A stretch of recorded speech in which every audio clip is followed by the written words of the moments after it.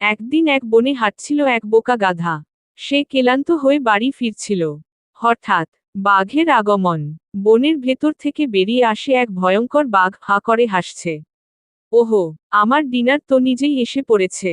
গাধা কাপা গলায়, না, আমি গরিব গাধা, খেলে পেটেও লাগবে না, শুধু শুধু বদহজম হবে ভাই।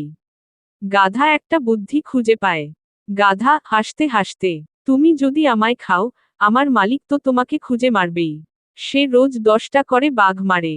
বাঘ ভয় পেয়ে, কি বলিস, মালিককে তোর? গাধা গম্ভীর গলায়, ওই যে গাছটা, ওর পিছনেই লুকিয়ে আছে আমার মালিক।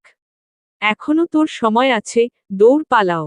বাঘ ভীত হয়ে, বাঁচাও, আমি আর কখনো গাধা খাবো না। সে দৌড়ে পালিয়ে যায়। গাধা গাছের নিচে বসে হাসছে।